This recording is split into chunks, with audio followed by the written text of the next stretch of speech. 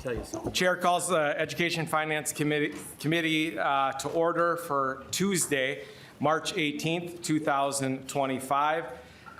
There is a quorum, and the committee legislative assistant will note the roll. Representative Bennett, have you had a chance to review the minutes for Thursday, March 13th, and would you move to approve the minutes? I have, Mr. Chair, and I move those minutes. Thank you. Thank you, Madam Chair. Minutes are approved. You didn't call for a vote. Oh, sorry. All in favor, say aye. Aye. Opposed, nay. All right. Mr. Chair, I have a point of personal preference. Go ahead. With us today, I have an individual that started me off in my political endeavor. My mother's joining us today. I just walked in the door, and so I want to introduce my mother, Joanne Lawrence. Thank you, Mr. Chair. Thank you, Representative Lawrence. And Joanna is your? Joanne. Joanne. Thank you, Joanne, Ms. Lawrence, for your service in helping us bring Representative Lawrence to the committee today. So,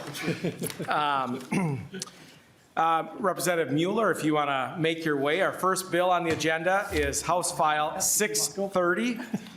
Representative, as you're getting settled in, Representative Mueller moves House File 630 before the committee with the chair's intent to lay over for possible inclusion in an omnibus bill or further consideration at a later date. Representative Mueller, please present your bill.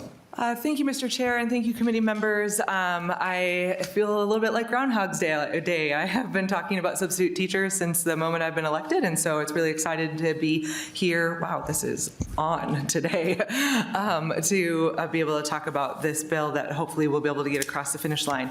Back in 2020, when I was first elected during COVID, we were talking about the shortage of substitute teachers, and in Austin, where I live, we had a human resource officer tell me how it would be most important for us to talk about expanding the pool for possible substitute teachers. Started working on language on that in the following year, or following term. MDE kind of took the head on that and was able to pass some language to expand the pool for short call substitute teachers.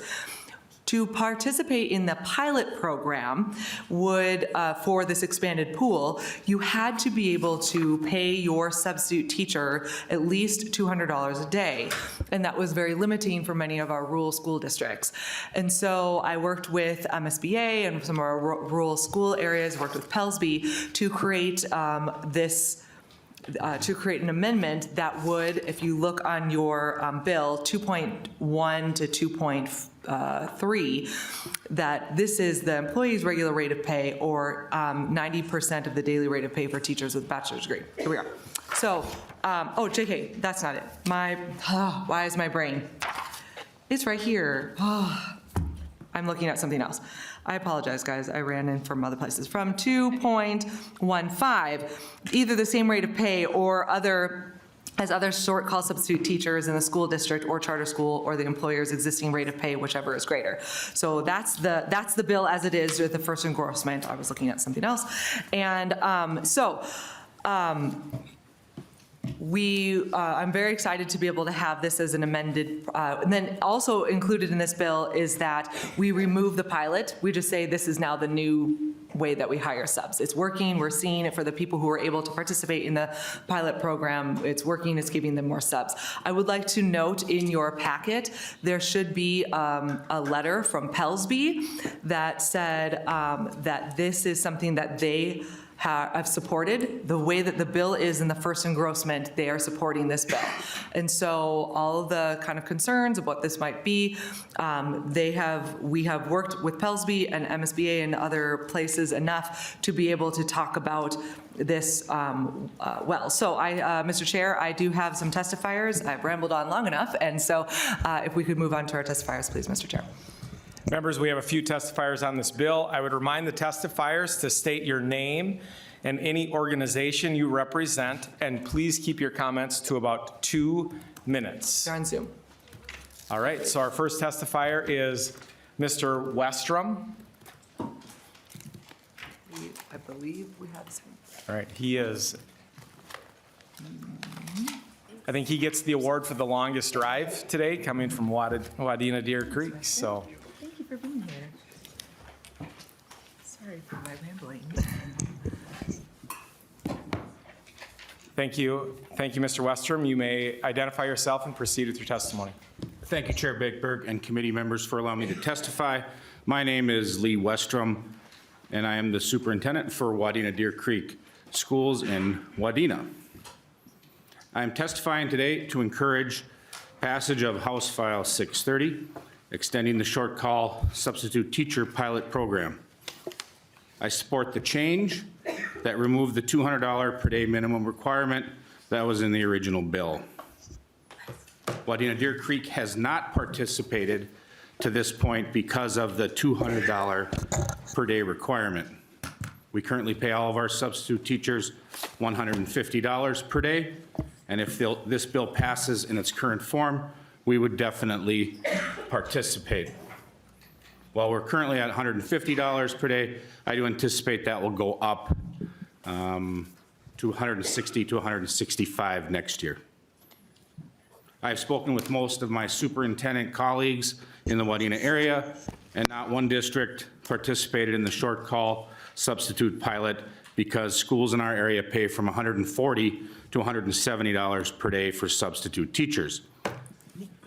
Paying a para more to sub than a substitute with a regular teaching license simply doesn't make sense.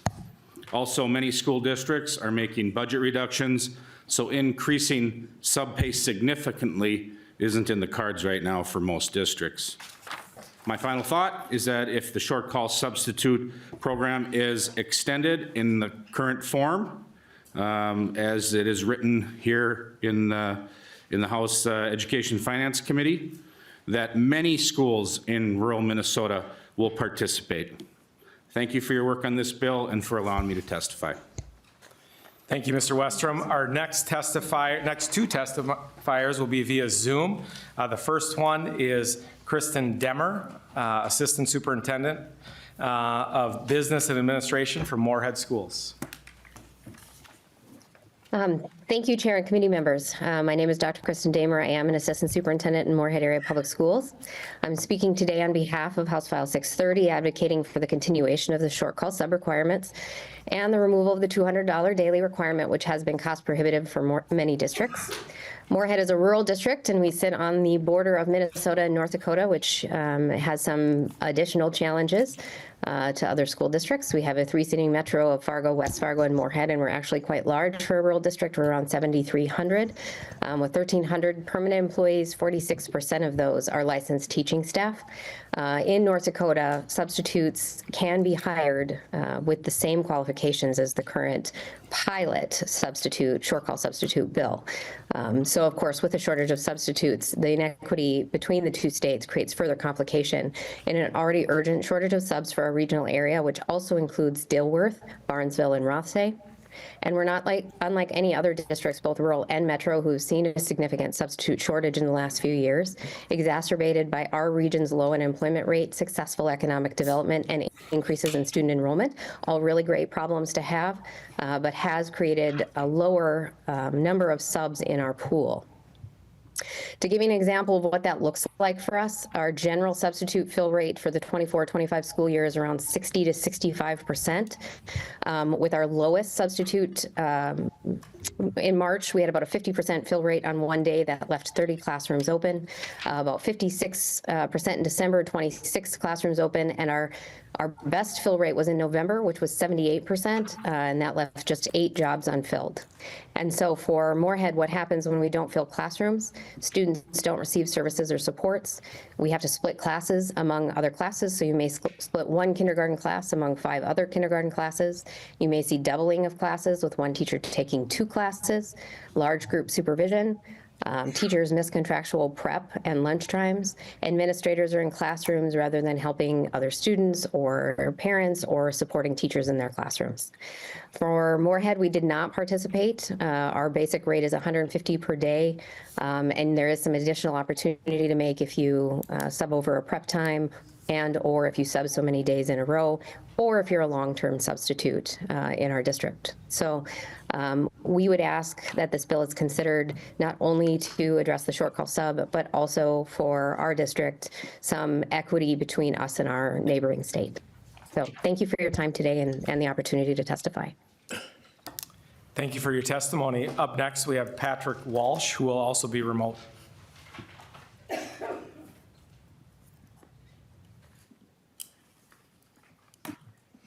Good afternoon, Chair Bakeberg. I don't have a whole lot to add to Lee and Kristen's testimony. I'll just say that in rural Minnesota, we have many of the same challenges that Moorhead or Wadena and Deer Creek have.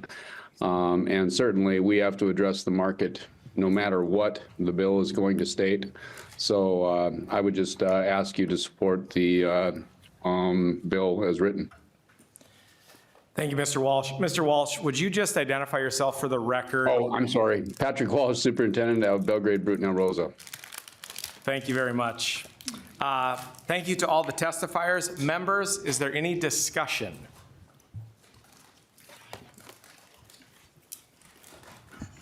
Chair Joachim. Thank you, Mr. Chair. And I just want to thank Representative Mueller for working so hard on this bill. I know this is something I worked on a little bit during COVID, worried about who was going to show up back afterwards to do the subbing. And I know you've been very receptive to changes and suggestions. So thank you. All right, seeing no other comments or questions, Representative Mueller, any final comments? Thank you, Chair Bakeberg, and thank you, committee members. It's nice to see that we're able to collaborate on this. This is a bipartisan bill in the House here, and I know that this is going to, if we're going to have an expanded pool, we have to be able to have our school districts be able to participate in it. I realize that some of the concerns that were brought up in education policy, we're already working on those, and I just, as a former substitute coordinator, and I hope I never have to do that again. That is a hard job. As a former substitute coordinator, I know how difficult it is for us to find substitutes, and this is going to really be able to help our schools out. So members, thank you so much. And with that, Chair Bakeberg, I would renew my motion to lay the bill over. Thank you, Representative Mueller. The chair lays over House File 630 for possible inclusion in an omnibus bill or for consideration at a later date. Sounds like Chair Joachim has a treat while we have Representative Clardy move this direction. So. Thank you, Chair Bakeberg. I usually rely on Polly for all her stress baking because she bakes better than me, but I do have some espresso cardamom shortbread cookies. I'll stir it on this end.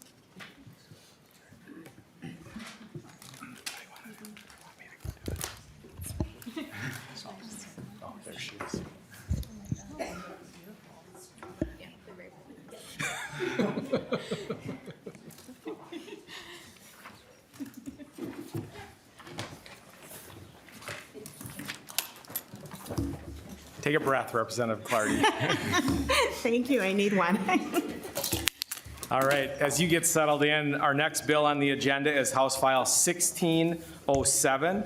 As Representative Clardy gets settled in at the testifiers table, Representative Clardy moves House File 1607 before the committee with the chair's intent to lay over for possible inclusion in an omnibus bill or further consideration at a later date. Representative Clardy, please present your bill. Thank you very much. I want to start out by saying that this bill is bipartisan, and the purpose of it is to create clarity and flexibility for Minnesota's education system by clearly defining what hours of instruction is in the secondary schools. The bill empowers districts to innovate by expanding what they can count as educational experiences, whether it's internships, service learning projects, or project-based learning. Importantly, this is not a mandate, but it's an opportunity for districts to explore into different areas. By focusing on the secondary schools, we hope to increase engagement and this is really loud. Increase engagement and to reduce some of the areas that we're trying to defend against, such as absenteeism. And I've spoken with Representative Keeler about this, and I also know that Representative Bakeberg, we're looking for like some other creative opportunities to get students more actively engaged in learning. And what's better than having students have a voice and choice than having the teacher being the sage on the stage. So with that being said, I do have some testifiers with us today. Thank you, Representative Clardy. Members, we have a few testifiers on the bill. I would remind testifiers to state your name and your organization represented, and try to keep your comments to 2 minutes. First up, we have Akila Roberson, and then next up, we have Sherelle Edwards. So if both could go to the testifiers table, that would be great.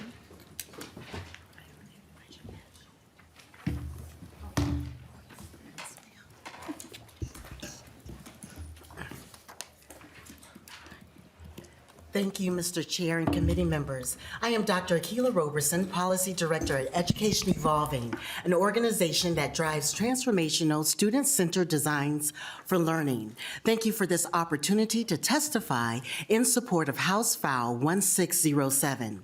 Booker T. Washington once stated that success is not to be measured by the position that one has reached in life, as by the obstacles which he has overcome while trying to succeed. This bill encompasses the necessary components to help our students acquire practical success in their educational and professional pursuits. Education Evolving was deeply involved in the formation and application of the Innovation Zone's work from 2012 to 2017. Innovators regularly identified instructional hours as an area where flexibility is needed to truly serve our young people, thereby creating rigorous, engaging, and real-world learning opportunities. HF 1607 addresses this need system-wide. The trailblazing leaders who created it sharpened the focus, flexibility in when learning occurs. There are many benefits to students learning outside of the traditional school setting. Practically speaking, students spend only 20% of their waking time annually in formal classroom education, and the remaining 80% exploring learning interest in non-school settings. With the flexibility of instructional time, schools can maximize their engagement with students in anytime, anywhere learning. In closing, this provides a platform for students to demonstrate knowledge, skills, and talents which might get missed in traditional academic settings. Thank you. Thank you, and proceed with your testimony. Identify yourself and go ahead. Good afternoon, committee. My name is Sherelle Edwards, and I'm a 17-year-old student that attends Exploration High School in North Minneapolis, where I was also born and raised. Growing up, I was raised in a home where academic excellence was highly valued, which allowed my enthusiasm for knowledge to grow as I got older. However, I went from being an honor student in elementary and middle school to almost failing ninth grade. My academic needs were not being met, and over time, I began to lose motivation and my love for learning. Frustrated with the lack of progress and seeking better education, I transferred to Exploration High School, a public charter school that emphasizes personalized learning tailored to the needs of individual students. In this environment, I had better relationships with my teachers and overall a better high school experience. I was introduced to numerous opportunities that led me to discover my gift for supporting and advocating for youth, as well as my deep passion for it. One of the experiences that shaped me was a fellowship with Uptake, a Minnesota-based nonprofit news organization. During my fellowship, I spent a lot of time at the Capitol, and I learned how laws and policies are made, as well as how to be a journalist and create unbiased reports on events. I also developed skills in research, storytelling, and advocacy. My fellowship provided learning opportunities beyond the classroom and often outside the school hours, yet I still earned civics credit. Another credit-earning opportunity I had was a 7-day visit to historically Black colleges and universities. During the trip, I explored rich history of the cities I visited and gained insight into the legacy of HBCUs. I also had the chance to visit the National Museum of African American History and Culture, where I engaged with stories and perspectives that are often absent from traditional classroom lessons. This experience was both eye-opening and impactful, and it took place outside of the regular school day and hours. These unique learning experiences reignited my passion for learning, and more Minnesota students need opportunities like these to stay motivated and engaged. I want to be an example of the positive impact House File 1607 can have on students like me. I believe this bill will encourage and empower districts and schools to adopt innovative strategies that address student needs and inspire their learning to equip them for the future. Thank you. Thank you for your testimony. Up next, we have Keith Blassingame and Julian Spencer. If you could both make your way to the testifiers table, that would be great.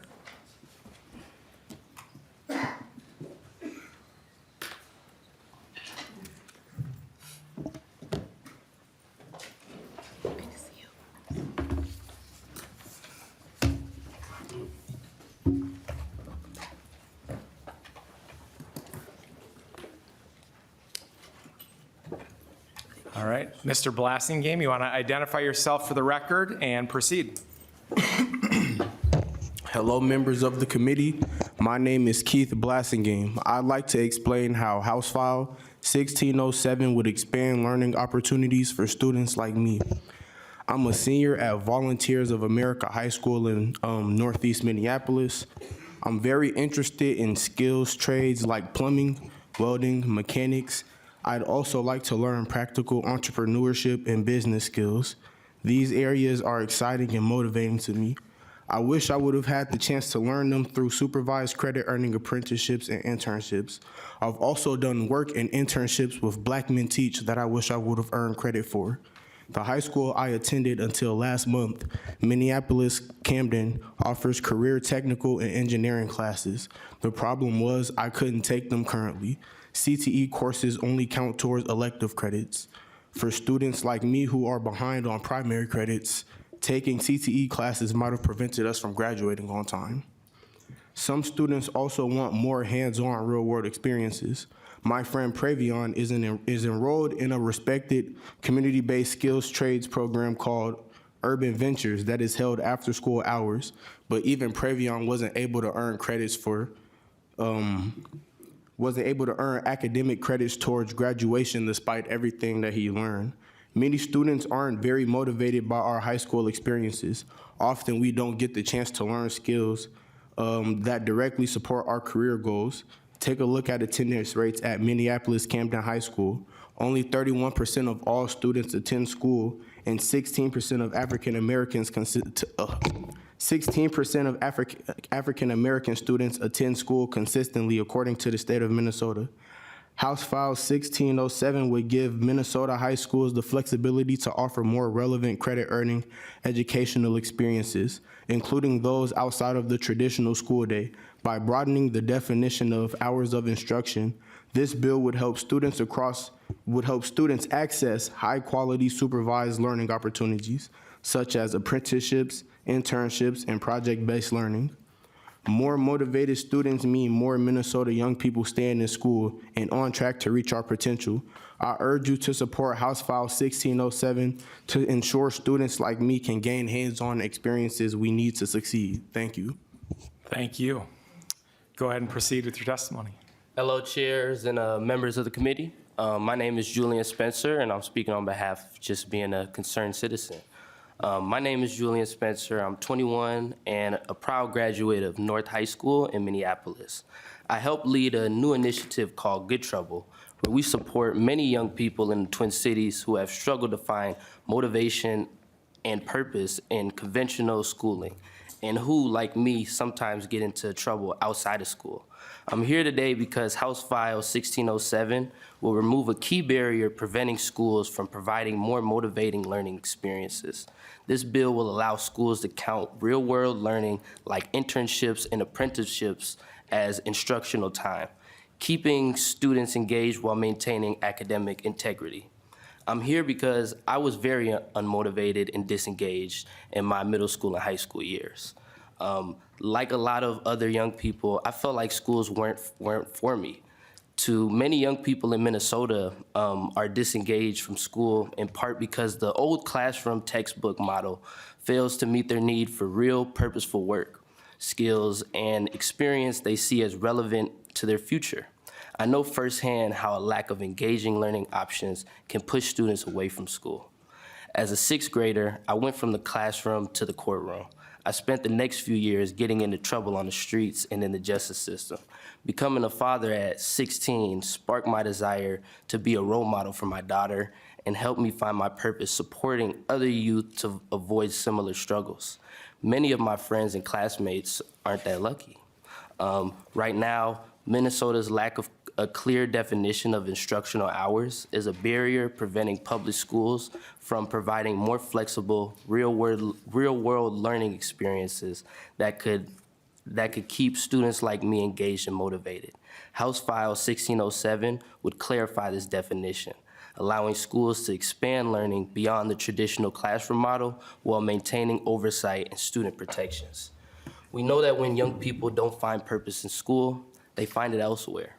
On the streets, in unhealthy online spaces, or disengaging from education altogether. We know that learning happens in many ways, not just through lectures or seat time. In places like North Minneapolis, young people are hungry for internships, apprenticeships, project-based learning, and other engaging learning experiences outside the classroom.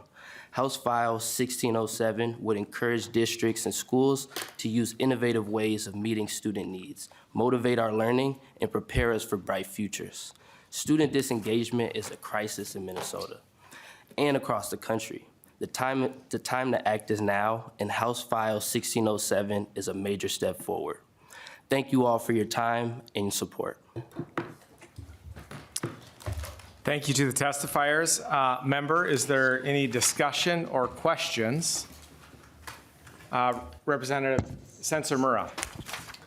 Thank you, Mr. Chair. Thank you, Representative Clardy, for bringing this bill. I really support it as well. I'm glad to see that there's bipartisan support for this. I think everything that we heard from the testifiers is very, very true about young people want real world experiences. They want time that's often outside the classroom, hands-on.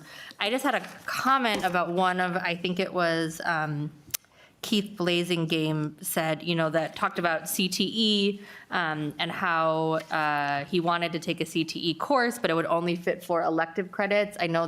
I think in the past, CTE and support for CTE is something that has been bipartisan. I think it's something that we all agree should be more embedded into our school day. But that just made me think that, and especially because I know that some of the work that Minneapolis is doing around CTE, we have a really beautiful new CTE program and building in North Minneapolis that I would encourage everyone to check out. They're doing a lot of cool stuff there.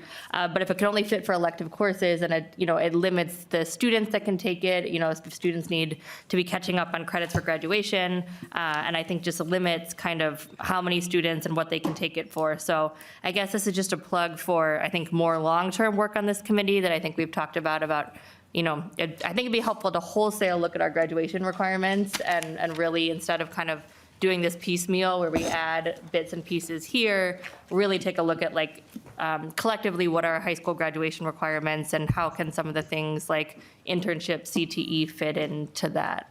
So maybe an interim project for us, but I do think it's worth looking at. Thank you. Thank you, Representative Sensor-Murrah. Representative Quam. Thank you, Mr. Chair, and thank you to the author. What I heard was that we need to give local options to the people that know the students' faces and know their hearts and help them to discover the seeds of what's possible. Too many students, they don't really know and they don't get the experience of what they could do. And when they get out of school, they might not be prepared. And I like the idea of these local options that allows them experiences so that seed's planted and grows and they have something to strive for and aim for.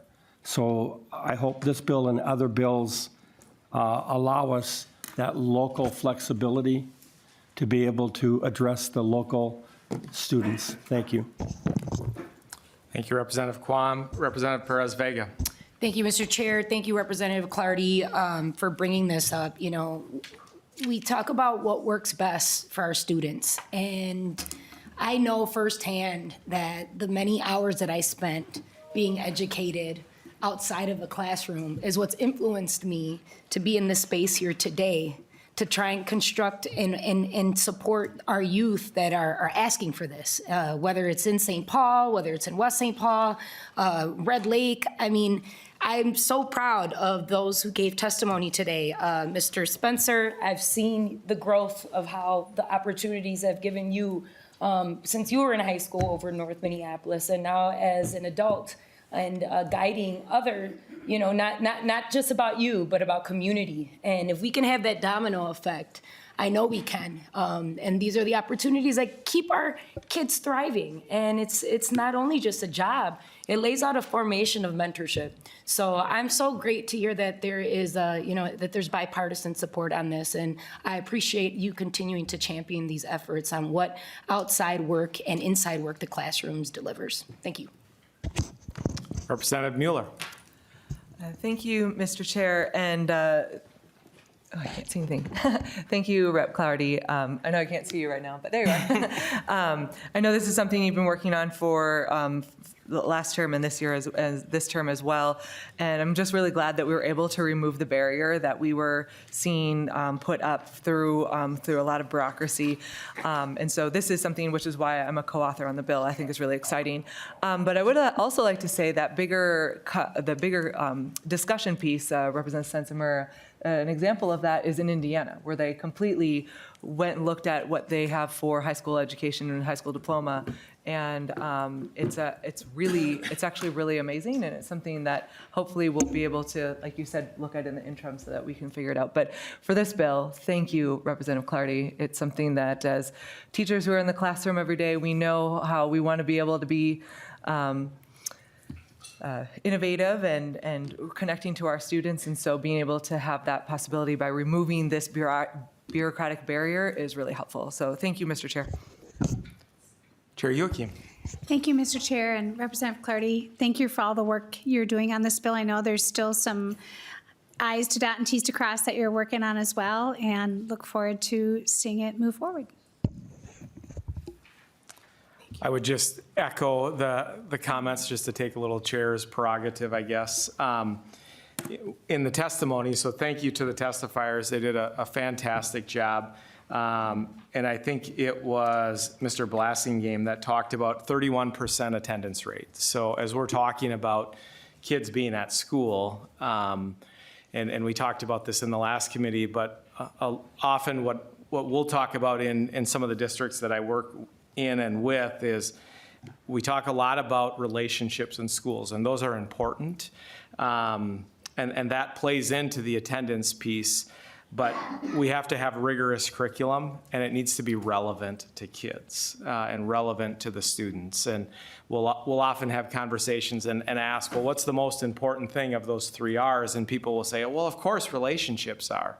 But I think all of us could attest to, you know, we have relationships with people, but we're not really engaged in what they're talking about. Like, I can really appreciate something that my wife is talking, or I really appreciate my wife, but I may tune her out sometimes. Hopefully she's not watching right now. So, but it just plays into that relevance. And in our last committee stop, and hopefully I'm not taking your close, Chair Clardy, one of the testifiers said 1950 called and they want their school structure back. So I think we need to get back, and this is a good first step. So Representative Clardy, any final comments? Thank you for your comments, committee. Also, I wanted to kind of reiterate what Chair Joachim was saying. We are continuing conversations with MDE and Ed Minnesota.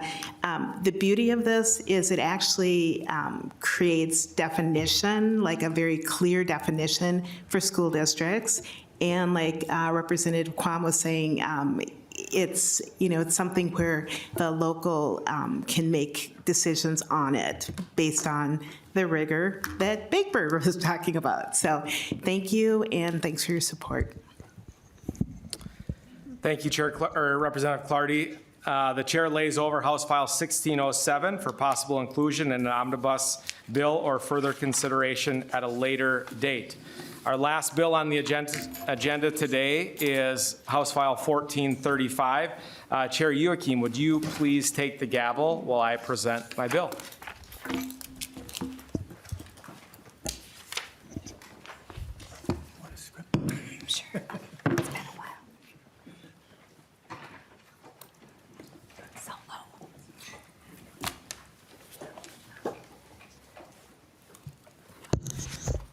Okay, members, before us is House File 1435, Representative Bakeberg. This bill is being laid over. Would you like to begin your testimony? Thank you, Madam Chair and members. My name is Ben Bakeberg. I have the privilege to represent the communities of Prior Lake, Jordan, Shakopee, and the surrounding townships.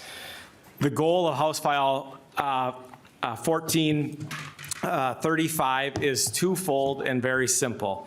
The first goal is to create a new chapter of law for education innovation programs, and it provides clarity to school districts about the current, and I stress that, the current innovation statutes already in law, but oftentimes are buried in old statutes or old session laws.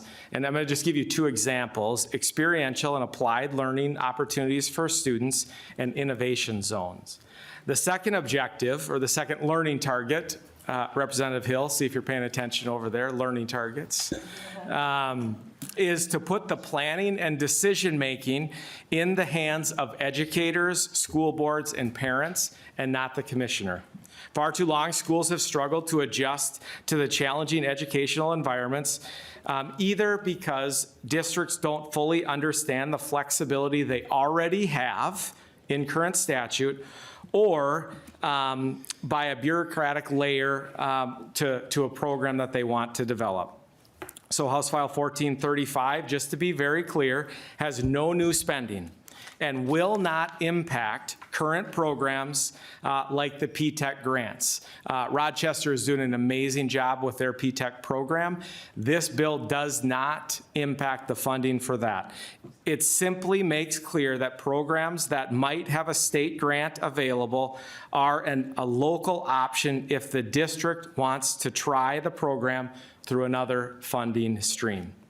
It would be great if we had an allocation to support this, but first we should make these innovations clear options for districts at the local level while having that conversation about funding in the future. I look forward to continued conversations as we talk about this bill, and I want to just recognize Representative Clardy for the great work she's doing around our previous bill, and these you'll see have a lot in common. And what we're trying to do with this bill is just empower our local districts to be able to innovate at their local level while also educating them about what they can already do. So with that, I believe we have one testifier, and we can move towards testimony. Yes, thank you, Representative Bakeberg.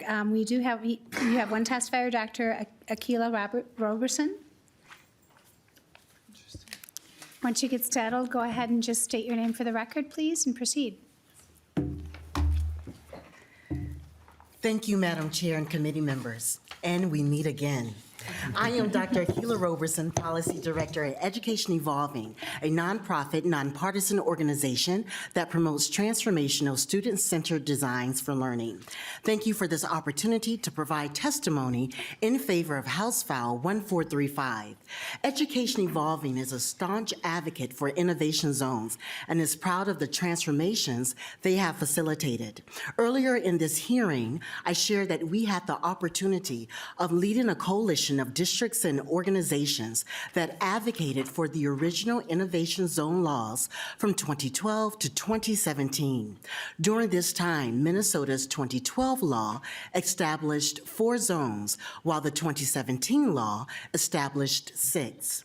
Tri-district community education is an example of an innovation zone. This partnership is between the school districts of South St. Paul, Inver Grove Heights, and West St. Paul, Mendota Heights Egan.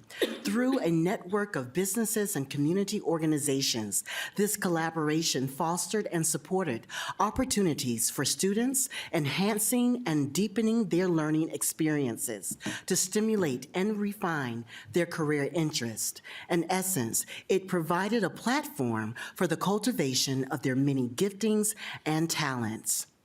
Innovation zones contribute to the development of educational experiences that are more enriching for our students, causing them to excel holistically. In closing, I would like to leave you with the words of Malala Yousafzai for your consideration. Let us make our future now, and let us make our dreams tomorrow's reality. Thank you for your time.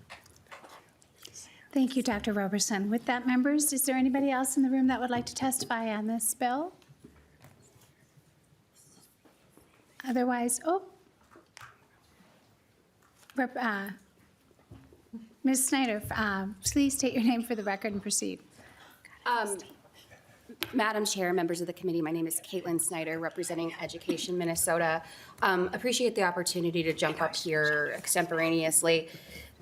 We have no major concerns with the bill. I do think that it could be, it could benefit from a technical amendment saying that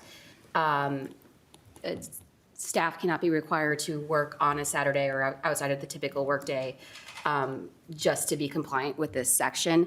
The way things should work is that the statute and the collective bargaining agreement work together, and that would be sort of our interpretation of how the collective bargaining agreement is, that you can't be required to work on a Saturday without approval, without signing off on it. Nobody wants a teacher who doesn't want to be there. So we would consider this a technical amendment. I apologize, I have not spoken with Representative Bakeberg, but figured I would take advantage of the opportunity. Thank you, Madam Chair.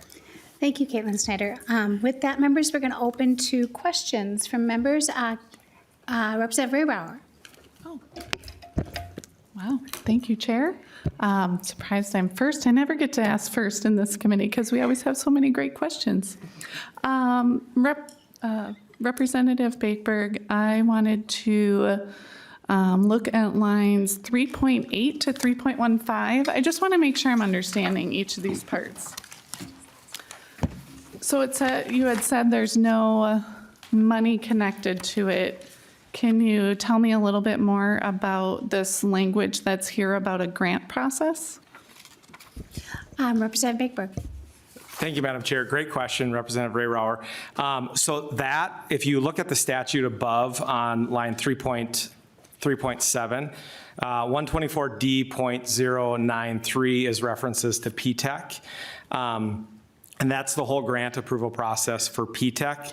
And you see that we added in a line there that says when an appropriation is available. So currently within this bill, we're not allocating or advocating for a new appropriation. I wish we could, to be very honest, but that's just not our reality. So it would be when an appropriation is available, and then this committee would have to have that conversation. Okay. Representative Raybauer, follow. Yeah, so that part is where I get just a little bit concerned about if there is grant money available in that P-TECH, if there isn't, because I believe we're taking out kind of the MDE oversight and it more being approved by a school board. So that does concern me a little bit if there does end up being grant funds that could be appropriated to this.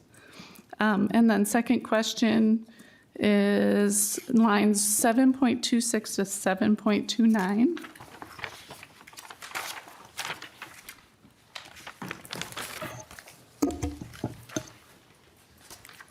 It looks like here it says the commissioner, it took away the part where the commissioner may approve up to 3 innovation zones in the 7-county metro area and 3 in greater Minnesota.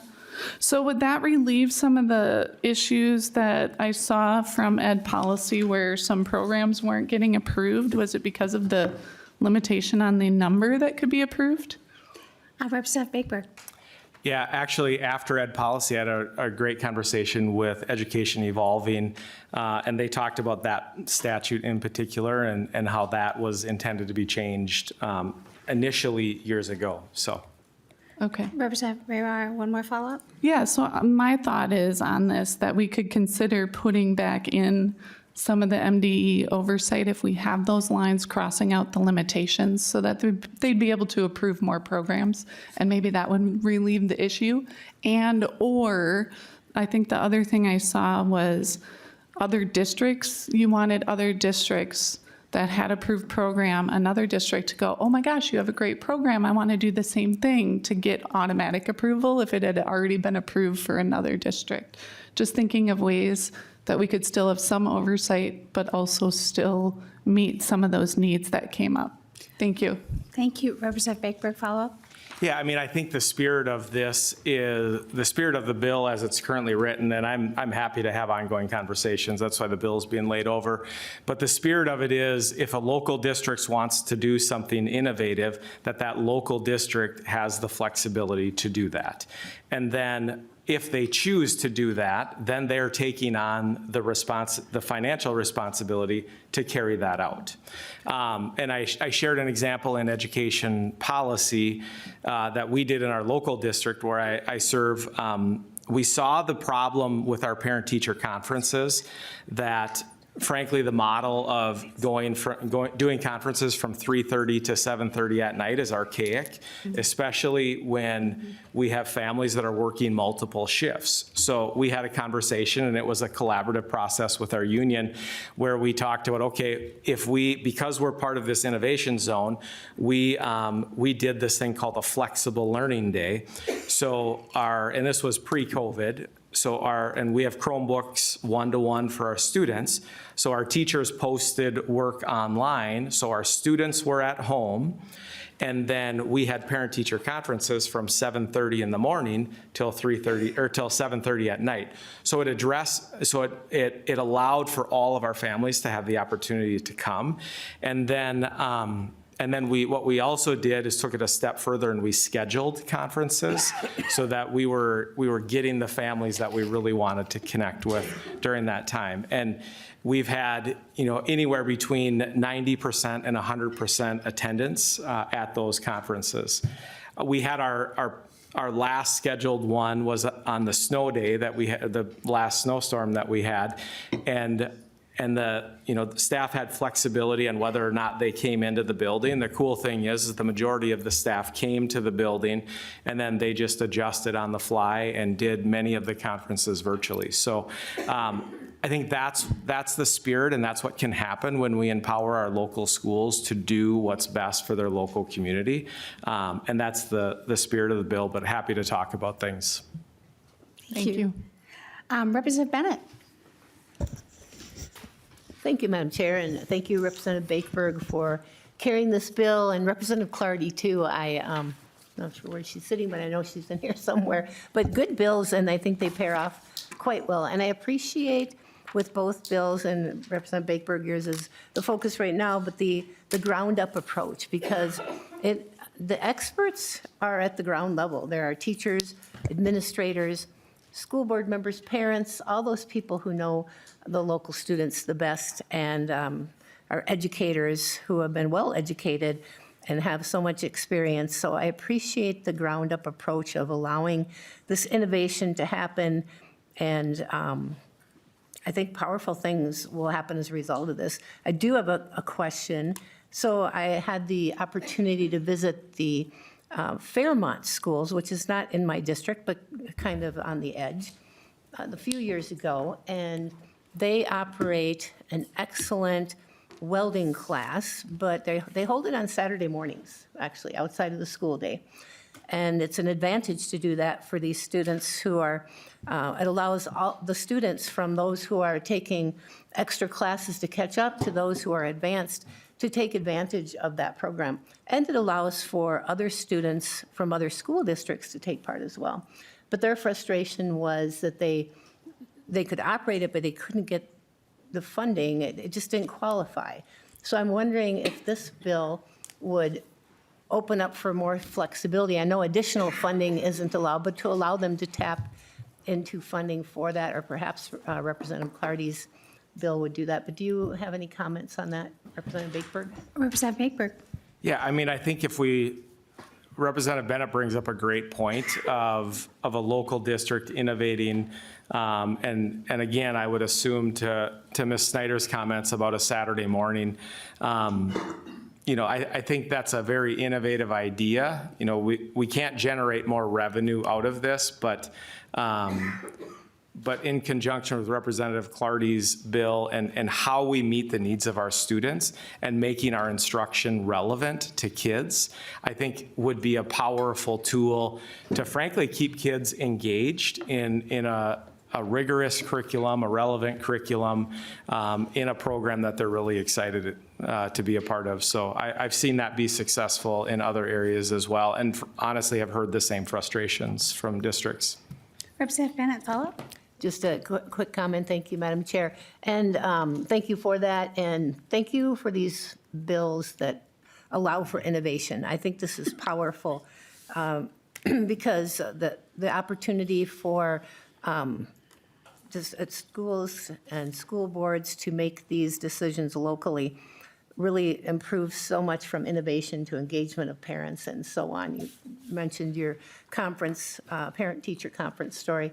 I'm excited about it. And as a state, I really believe we should allow for this freedom, for flexibility for schools to innovate, and then hold them accountable for results. That's our job. That's the accountability that a state and MDE and so on that we should have. So thank you for this. Thank you. Representative Green. Thank you, Chair, and thank you, Representative Bakeberg, for this bill. I did hear it in education policy as well, and we had some good discussion there. And I'm always in support of looking at ways to be innovative in our school districts. We hear that from students and from district leadership and teachers, and so I'm in support of that.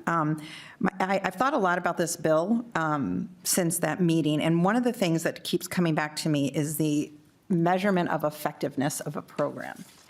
When we do pilot programs now in districts, we look at a lot of the pre-work and that data, and I'm kind of hyper-focused on the student outcome piece of this. So can you tell me more about the measurements for student outcomes and how those relate to the implementation of a program? And then how do we look at the effectiveness? And I think that's important because with this, it kind of pulls out that MDE oversight piece. So how do you envision that working in this bill? Representative Bakeberg. I love the question, Representative Green, and for the sake of time, maybe we have more conversations, but I think the way that I would see a measurement of effectiveness, that would be part of the process that the local district determines. So when we were, to go back to the example that I gave around parent-teacher conferences, we had honestly not great attendance. So we had data, year after year of data, and came from staff and stakeholders like, we need to do something different here. We haven't looked at how we do conferences for years. So we had that pre-data, and then we have really strong post-data that it is working, and parents feel engaged, parents feel empowered. So I think that's one way that you can do it, but there are other measures, and I don't, education, we always want to say that we did this and this happened, but there's a lot of factors that play into it. But I think we can look at student attendance and the engagement from that standpoint. That's a measure we can look at. We can look at our academic performance as well. We should be looking at that as a measure of success for our programs, because if kids are, and I'll go back to what I talked about, if kids are engaged in a rigorous, relevant curriculum with a staff member that they have a strong relationship with, the kid is going to be successful. Representative Green, follow up. Thank you, Chair. Thank you. Yeah, I would love to take this offline too and talk about it. I think my concern is that with the measurements, when we start to silo districts and doing different things, and I know there's, in here that the MDE would have a website of all the programs that are going on, but I'm more looking at sharing that information, which is kind of why things go through MDE. So, but I would love to talk to you offline. Thank you. Representative Johnson. Thank you, Chair Joachim. Thank you, Representative Bakeberg. A couple questions or concerns I guess I have is, we're already asking our teachers to do a lot and keep adding more and more things to their plate, and a lot of those teachers are working a significant amount of time outside their contract hours, going in early, staying late, volunteering for extracurricular things, doing work on the weekends, correcting papers, all hours of the day. And from my perspective, and a lot of the conversations I've had with both our teachers and school administrators, school boards, schools would struggle to operate if teachers only worked to the hours that they're contracted and paid to work. And on the flip side of that, our districts can't afford to actually pay the workers and those teachers for those extra hours that they are working. So instead, we kind of quietly continue to rely on teachers to go above and beyond to continue to try and meet the needs of those students. So my question is, how can we guarantee that these changes won't continue to add to that workload, ultimately driving more teachers out of the profession, especially kind of honing in on how this will interact with the contracted workday that our teachers have, especially looking at the language on lines 5.11 through 5.13, where it talks about providing career and technical education programs after school, on weekends, during school breaks, including summers, through the Learning Year program under Minnesota statutes, section 124D.128. And then I guess I'll stop there and let you catch up. Sounds good. Representative Bakeberg. Try to remember all your questions there, Representative Johnson. I can. Representative Johnson, sorry. So the question is, how can we guarantee this won't just continue to be another burden we stack on top of our teachers? Representative Bakeberg. Well, Representative Johnson, I'll be honest, I wish that question was asked more often over the last few years when we're talking about mandates on schools. But I think when we look at this bill, and the intent of this bill, again, is when kids are engaged in what they're doing, the teacher moves from kind of that sage on the stage, the one guiding things, to you're facilitating learning for kids. And when kids are engaged, and for those of us that are educators, that's the magic.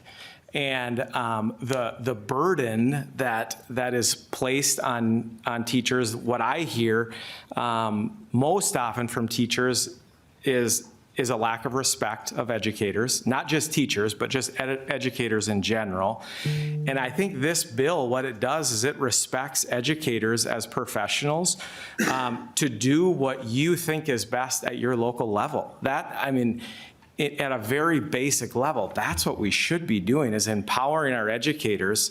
Right now we're going into a time of testing, and teachers feel pressure for that.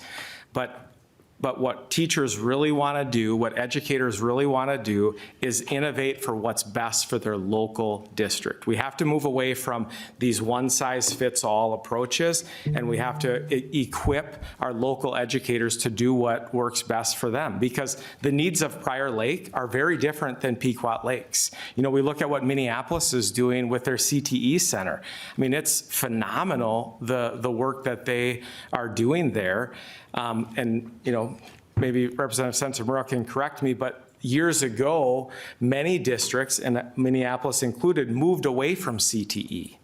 And we're seeing a need for that, so we're shifting back to that. So I think if we empower educators, they're going to feel supported and, most importantly, respected.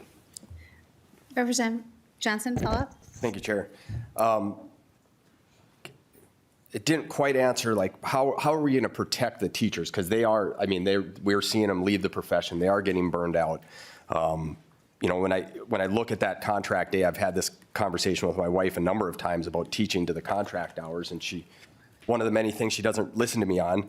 But as I dug into that language, especially weekends, evenings, breaks, all those types of things. And when I read into that language, I went to that subsection 124D.128, and it says a district may contract with a licensed employee to provide services in a learning year program that are in addition to the services provided according to the master contract of employment for teachers or an equivalent contracted or licensed employee who are not teachers. These additional services and compensation, if any, for the services must not become part of the employee's continuing contract rights under sections 122A.40 and 41. So again, I understand the concept and the CT and engaging students and all that, but if there isn't funding tied to it, like you said, how do we make sure that this isn't just another layer of things on top of those contracted hours? Or are you suggesting that teachers won't be teaching to those contracted hours during the day, and instead we'll have teachers that are teaching on these flexible parts? Representative Bakeberg. Thank you, Madam Chair. Good question, Representative Johnson. So that provision you talked about is the learning year program for instruction, so that extended learning year. Nothing will happen in this bill that would violate the contract. That would be a grievance process that would happen at the local level. So as a building principal, I can't assign someone to work on the weekends. I can't assign someone to take a class outside of their normal responsibilities. Now, I have the right of assignment within their duty day, but I can't assign someone something after their duty day. You're exactly right.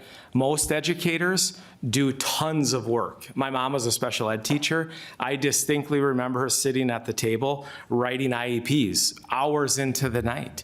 We're going to talk about a bill in education policy about some paperwork reduction. So those are things that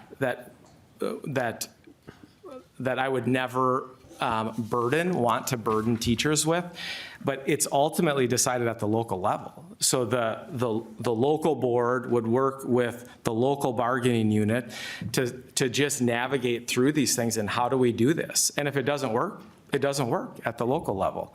So. Representative Johnson. Nope, okay. Thank you. Representative Sensor-Mura.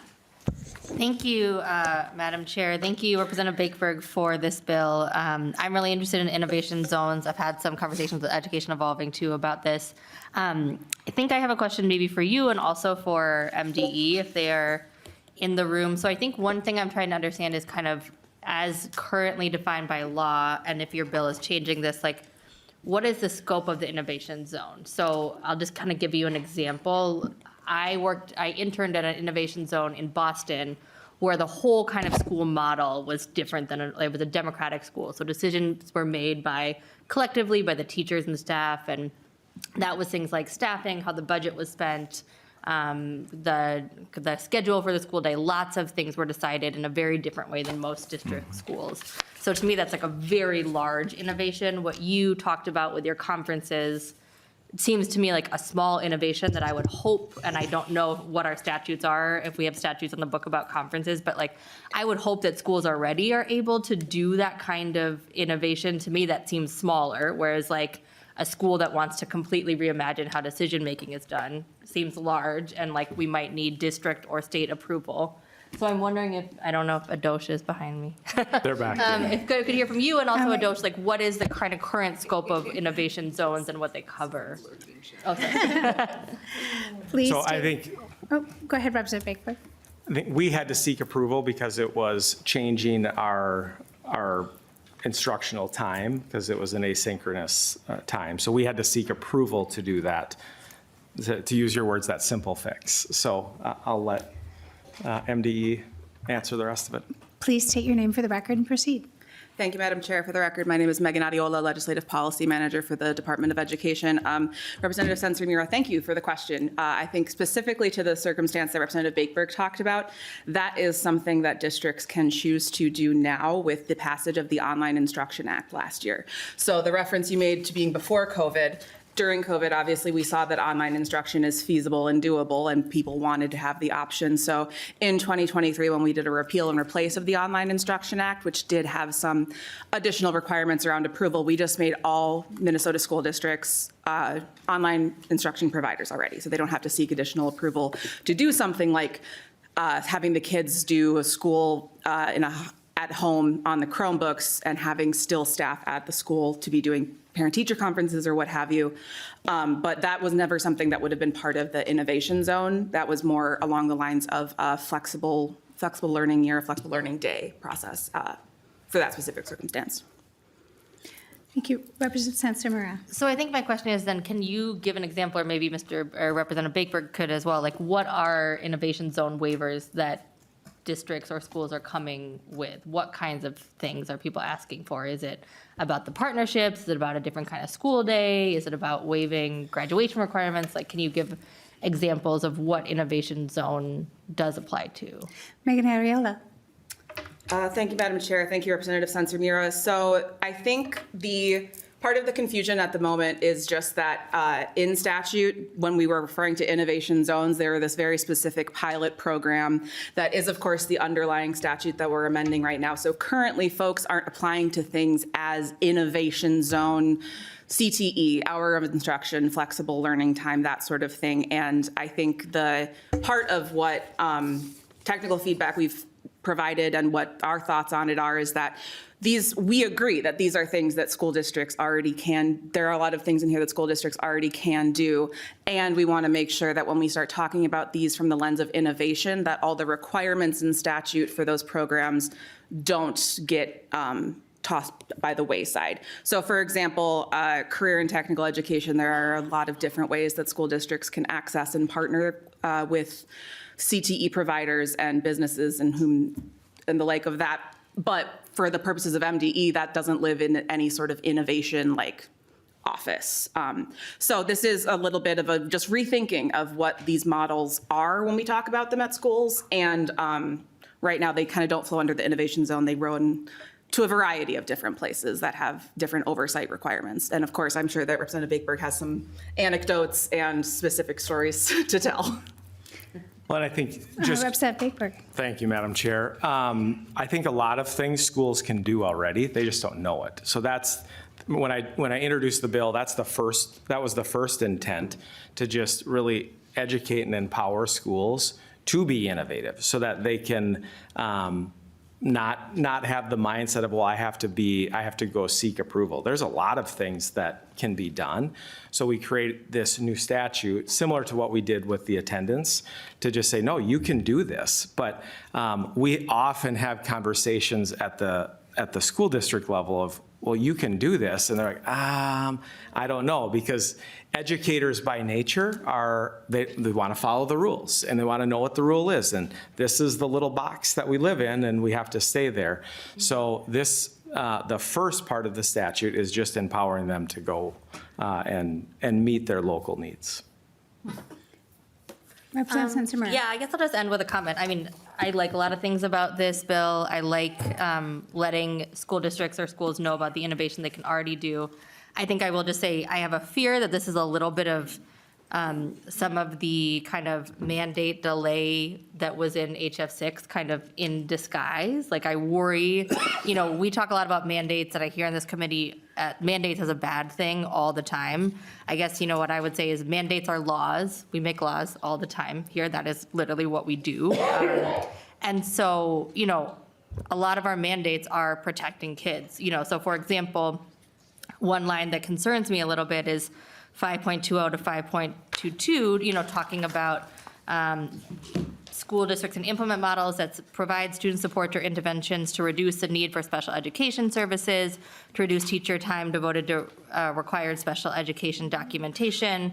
So I'm wondering, could school districts use this as a way to circumvent special education laws, right? Federal requirement or state requirements about what students and what kind of access students should get for those services. I'm comparing it to, I see that Representative Clardy in her bill, had a provision, nothing in the subdivision allows a district to deny a student access to any service or instruction required under state or federal law, including special education services. So just that's a little bit of discomfort I have, I think particularly around something like special education and how that would interact, those mandates or statutes would interact with this law. Thank you.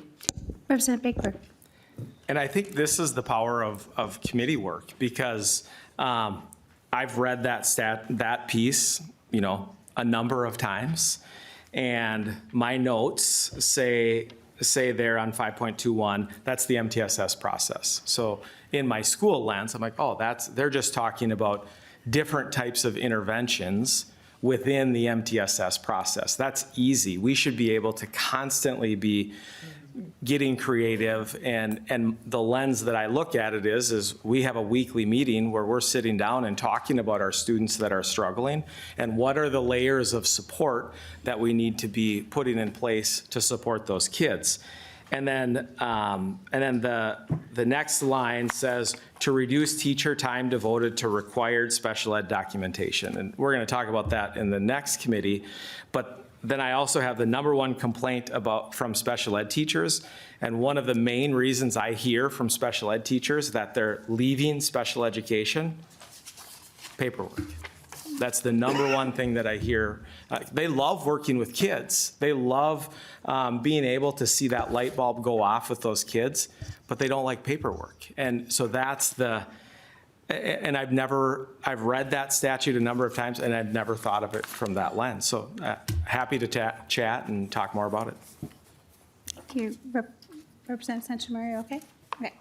Representative Lee, and then Representative Hill. And then if anybody else wants to get on the list, let me know. Great, thank you, Chair. I guess my question was also to the author about what problem we're trying to fix here. But I did want to say, just because we ended on that piece, I think it's not that special teachers don't like the paperwork, because sometimes you need that. It's that we're not paying them to fill out that paperwork that they have to do. Right, and so that's a discussion that we'll get into later, because we do need to file that paperwork. But I think just to the similar question that I had also is, it seems like here there's a problem, and I understand, we talk a lot about listening to teachers and being able to be flexible for school districts across the state, because one school district is very different from another, even if they're next to each other. But I'm curious, I know a lot of the, my colleagues have already talked about this, but, I'm curious, are there situations where, actually, let me rephrase that.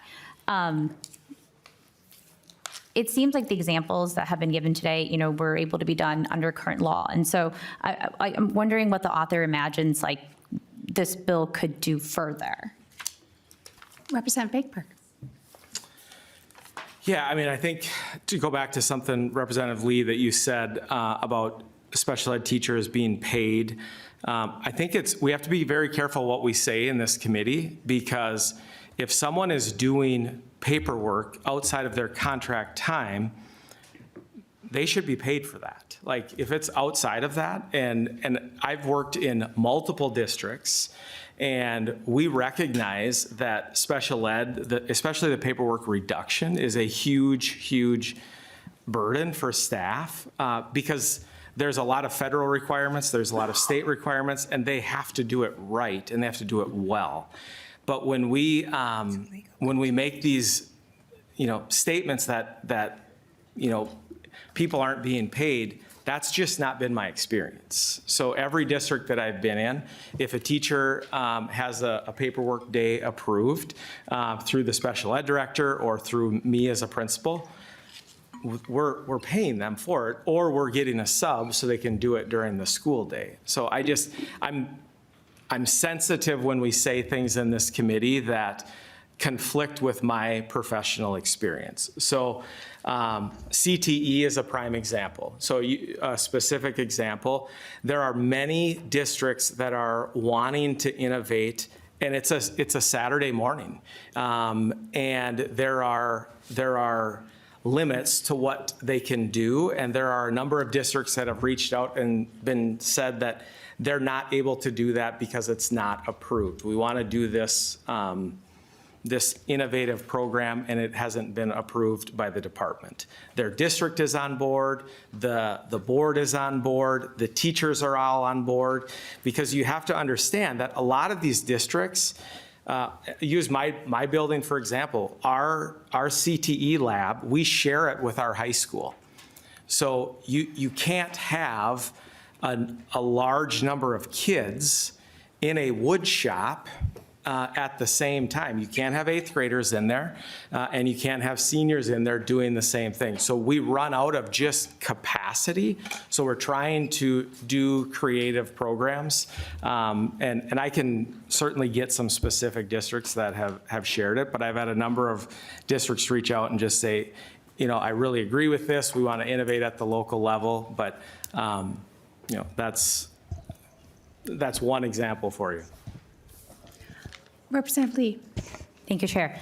Yeah, I would just say, I don't want to belabor the point, but the author shared the story about his mom doing IEPs at the dinner table. That's not something that we should expect our teachers to do, no matter, what we pay them, right? So I just want to, raise that point. But I think the piece about CTE, it's really important. Just to Rep. Bakeberg is absolutely correct. We have limits because if you've ever been in shop class before, there has to be a maximum capacity, because if you have too many people, it gets actually really dangerous. And so, to me, I've done innovation bills. I've been pushing computer science as a foundational thing across the state, and I think that's really important. And I appreciate the flexibility that we're trying to build here. But to completely take away oversight from MDE, which is there to keep students safe, to make sure that we protect teachers and the contracts that they sign, it seems like you're bringing in a solution that it doesn't fit the problem, and that's why I asked my question. And then my last question to the author is, I'm curious, which groups you worked with to draft this bill. Representative Bakeberg. So I've worked with multiple stakeholders from the different education groups, got feedback from them. I've worked with educators, with teachers. That's where this is coming from, and that's who I'm going to continue to listen to. I think the biggest problem with this place is we sometimes worry about people here in the Dome, and we forget that every decision that's made at this table has an impact on our teachers, on our educators, and most importantly, on our kids. Can I go to the next person, Representative Sensenmer, or do you have one more question, maybe? Oh, Rep. Lee. Yeah, I'll close very quickly, and if there's someone after me. Yeah, and I appreciate that, and I know that you've spent a number of years in education, so really appreciate what you bring to the committee, Rep. Bakeberg. For me, I was curious kind of, where the genesis for this idea came from, and so,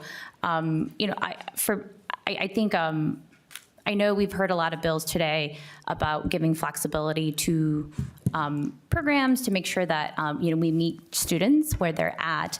But I did a really quick Google search and found that this is very similar to model legislation that ALEC, the American Legislative Exchange Council, puts out there to take away oversight from the Department of Education, which is really alarming. And I know that there are parts of this bill that I like, but again, this is why taking away oversight from NDE is really disconcerting, because I know some folks like ALEC, others don't, and that's because they push laws that weaken democracy and, for lack of a better word, enrich corporate donors. And so I would just close with that. Thanks.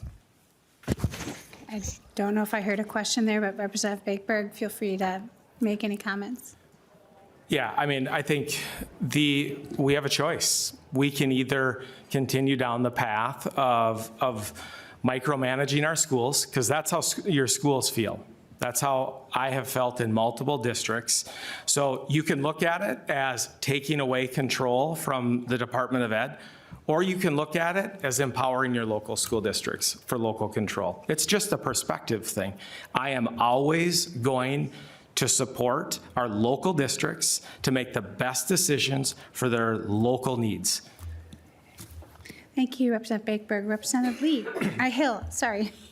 Thank you, Chair Joachim, and thank you, Representative Bakeberg, for bringing the bill. Just to repeat a comment from our previous hearing, I've seen the power that they can come with innovation. And when you begin to match educators' passions with student interests, look out, because things can really lead to that deep learning that we are always aiming for.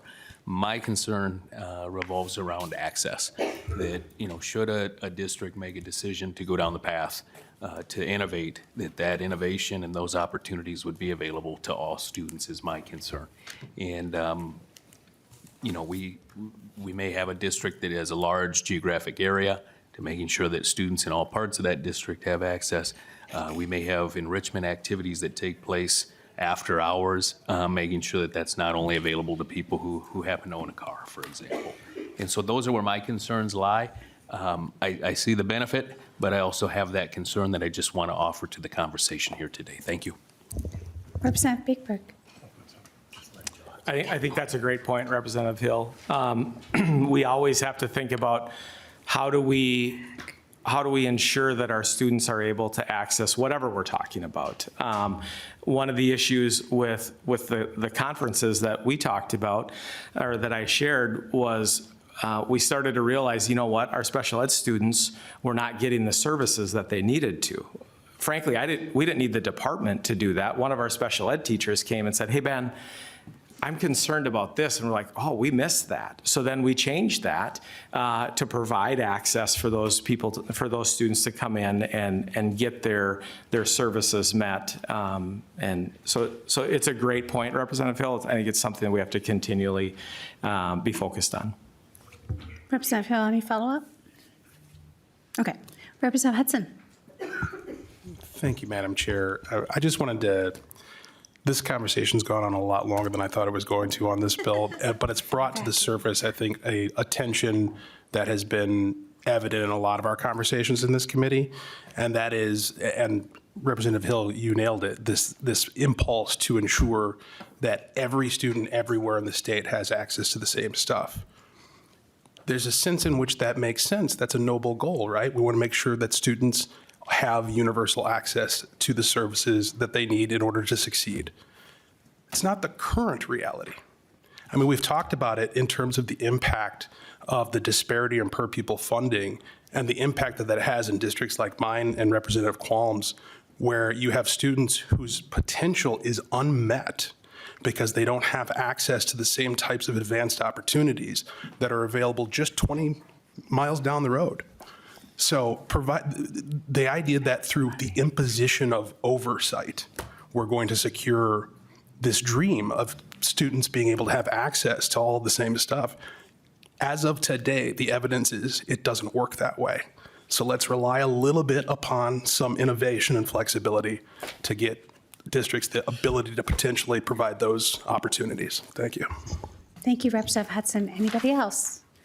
You should learn, last bill, never good if there's time on the clock. We tend to fill a vacuum, right? Representative Bakeberg, I'm going to take a chair's prerogative too and say thank you, and I hope you continue to work with folks. I know there is some concerns around here.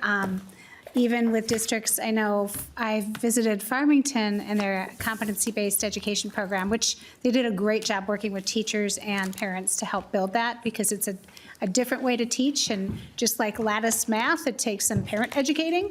But they were doing a 0 hour before school on a credit-bearing course, which they weren't providing transportation for.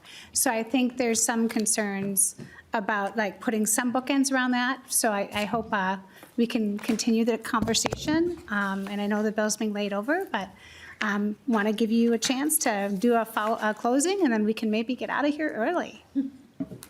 All right. Thank you, members. I think I don't want to be an alarmist, but the reality of it is, and we're going to be faced with some difficult decisions and conversations, and our schools are at a tipping point right now. The AMSD survey just came out, and it's not good, the number of districts that are cutting. So we have a choice. We have a very, very simple choice before us as a committee. We can continue down a path of the state dictating what is happening and having districts feel like they're handcuffed, or we can empower those closest to the classroom to make the decision. Put a little more faith in our local educators, to do what is best for students. And I said it before and I will say it again. The needs of Prior Lake are very different than the needs of Pequot Lakes. Again, I look forward to working with Representative Clardy on her bill around seat time and instructional hours, since those expectations also factor into what we're trying to accomplish with this bill. I hope we all agree that schools should be rigorous and relevant with high standards for our kids. But I think today just highlighted a difference of opinion. My opinion is that the local school board is going to work with the local teachers and local educators to do what's best. We've seen what happens when we mandate, and it's evident in one piece of data is from the AMSD survey. We have to get this right. We have to trust our local schools. Let's empower them to do what they think are best. Thank you, Madam Chair. And if you have questions or concerns, my door is always open. I am glad to talk. Thank you. Thank you, and I think we'll just end here. We meet Thursday at a regular time. We're going to do compensatory aid and unemployment insurance. That stuff's been posted. And to channel the Chair Krisha, I think this was a good discussion, and we'll continue to have them. And we are laying House File 1435 over for possible inclusion. With that, we're adjourned.